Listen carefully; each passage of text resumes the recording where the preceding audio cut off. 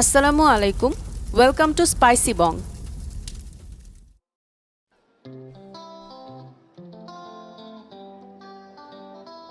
আমার আজকের recipe potato parcel.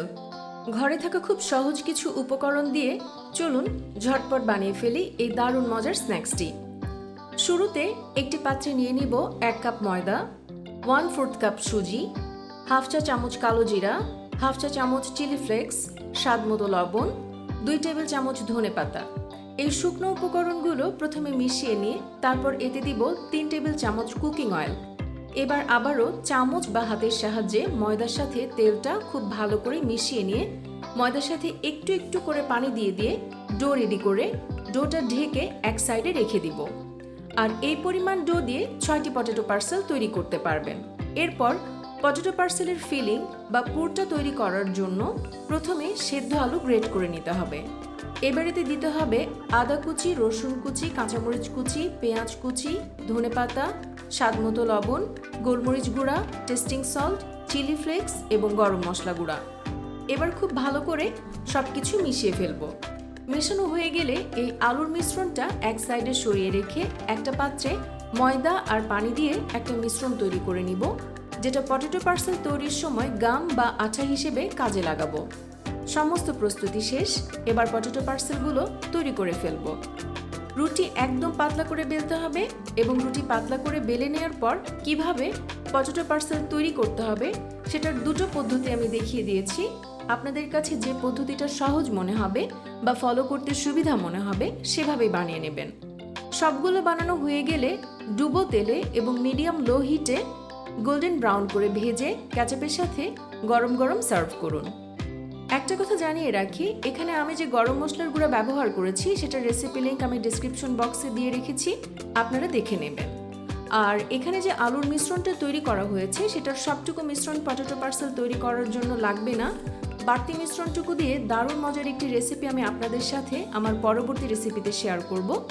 এই আলুর মিশ্রণে আমি নিয়েছি 3টি বড় আলু এবং এই আলুতে আদা, রসুন ও মরিচ কুচি এই 3টি দিয়েছি হাফ চা চামচ করে, পেঁয়াজ ও ধনেপাতা কুচি দিয়েছি হাফ কাপ করে, লবণ দিয়েছি স্বাদ মতো এবং গোলমরিচ গুঁড়া, টেস্টিং সল্ট, চিলি ফ্লেক্স ও গরম মশলা গুঁড়া এই 4টি দিয়েছি হাফ চা চামচ করে। এরপর মিশিয়ে নিয়েছি। এবার চলুন রেসিপির বাকি অংশটুকু ভিডিওতে দেখে নেই।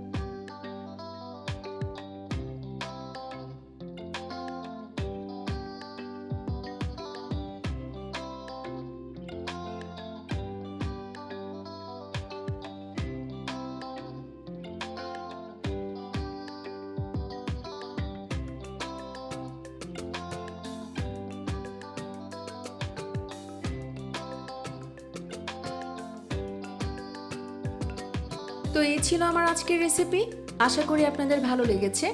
ভালো লাগলে একটি লাইক দিন এবং আমার চ্যানেলটি সাবস্ক্রাইব করে আপনার ফ্রেন্ডস ও ফ্যামিলির সাথে শেয়ার করুন। ভালো থাকবেন। আল্লাহ হাফেজ।